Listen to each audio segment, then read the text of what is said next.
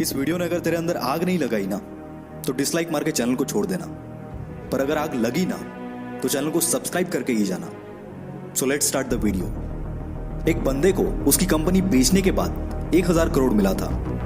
उसने वो सारा पैसा अलग अलग बिजनेस में लगा दिया और खुद रेंट से रहने लगा। कोई पागल ही कर सकता है ना ऐसा, क्योंकि कोई नॉर्मल इंसान होता तो गाड़ी बंगला खरीदने में ही बहुत सारा पैसा खर्च कर देता।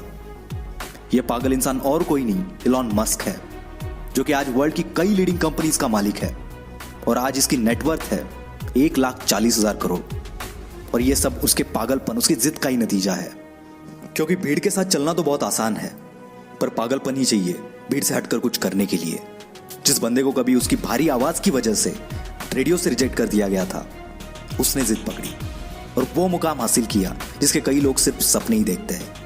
जी हाँ, मैं बात कर रहा हूं अमिताभ बच्चन की। उनकी पहली सुपरहिट मूवी जंजीर आने से पहले उनकी 17 मूवीज फ्लॉप हो चुकी थी, फिर भी उन्होंने अपनी जिद नहीं छोड़ी और आखिरकार कामयाबी को भी उनके जिद के आगे झुकना पड़ा। विराट कोहली का भी एक ऐसा ही किस्सा है, जो कि क्रिकेट के लिए उसका पागलपन, उसकी जिद को बयां करता है। 2006 की बात है। विराट कर्नाटका में रणजी खेल रहा था और पहले दिन 40 रन बनाकर वो नॉट आउट रहा। शाम को उनके घर से खबर आई कि उसके पापा की डेथ हो गई है। सबने एक्सपेक्ट किया कि विराट तुरंत घर के लिए निकलेगा। कोच ने तो यहां तक डिसाइड कर लिया था कि उसकी जगह पर और कौन खेलेगा, पर दूसरे दिन विराट बल्ला लेके स्पीच पे खड़ा था और इस हालात में उसने सेंचुरी लगाई और अपनी टीम को जिताकर ही वो अंतिम संस्कार के लिए निकल गया।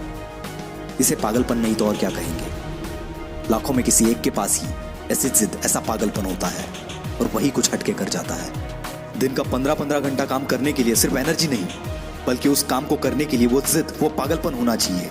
क्योंकि ऐसे जिद्दी, ऐसे पागल लोग परसेंटेज में नहीं, नंबर्स में होते हैं। ऐसी एक जिद और पागलपन से भरी हुई कहानी है दशरथ मांझी की, जो कि अपनी पत्नी को टाइम पर हॉस्पिटल ना पहुंचा पाए, क्योंकि इनके गांव से हॉस्पिटल के पीछे एक बहुत बड़ा पहाड़ था और उसी वजह से उनकी पत्नी का देहांत हो गया। बंदे को गुस्सा आ गया और इसी गुस्से को उसने अपनी जिद में बदल दिया और इस बंदे ने केवल छेनी हथौड़े से 22 साल में 55 किलोमीटर का पहाड़ तोड़ दिया। यह पागलपन नहीं तो क्या है। ऐसी जिद तब पैदा होती है जब दिल टूटता है। कुछ लोग तो इसमें बिखर जाते हैं, पर जो इस दर्द को, इस गुस्से को जिद में बदल देता है, उस बंदे को रोकना नामुमकिन है। वो पागलपन ही है जब लोग ट्रिप्स प्लान कर रहे होते हैं और कोई बंदा अपना एम्पायर खड़ा करने के लिए प्लान्स बना रहा होता है।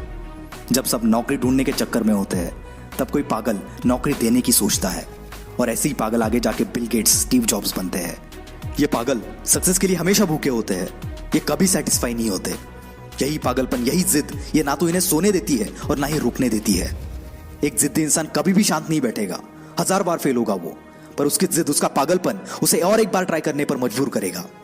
और ये तब तक मजबूर करेगा जब तक सफलता इसके सामने घुटने ना टेक दे। और यही पागल इंसान, यही जिद्दी इंसान इतिहास बना देता है। यकीन नहीं आता तो हिस्ट्री उठाकर देख लो, भला कौन बंदा 1000 बार फेल होने के बाद भी कोशिश करना नहीं छोड़ता। कोई पागल ही ना। और उसी कारण ये पागल जिद्दी इंसान दुनिया को रोशन कर देता है। जी हाँ, मैं बात कर रहा हूं थॉमस अल्वा एडिसन की। 65 साल का एक बंदा जिसे ऑलरेडी 1000 बार रिजेक्ट कर दिया गया था, फिर भी उसने अपनी जिद नहीं छोड़ी और KFC जैसी होटल्स की चेन खड़ी कर दी। जिस बंदे को अंग्रेजों ने उनके होटल में नहीं आने दिया, उस बंदे ने जिद पकड़ी और दुनिया का सबसे बड़ा होटल ताज बना दिया। दोस्तों, ये एक जिद ही है जो एक नॉर्मल इंसान को एबनॉर्मल बनाती है और फिर ये एबनॉर्मल लोग ऐसा कुछ कर जाते हैं जिसके बारे में नॉर्मल लोग सोचने से भी डरते हैं। इसलिए आपको जो भी अच्छा लगता है, जो भी आप करना चाहते हो, पागल बन जाओ उसके लिए और जान लगा दो उसे हासिल करने के लिए। क्योंकि जब तक ये जिद, ये पागलपन आपके अंदर नहीं आएगा, तब तक आप नॉर्मल ही रहोगे। और अगर नॉर्मल रह के ही मरना है तो ऐसे ही जियो, पर एबनॉर्मल बनना है तो जिद्दी और पागल बनना पड़ेगा।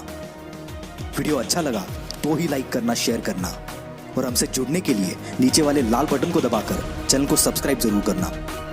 This is will power star signing off for the day.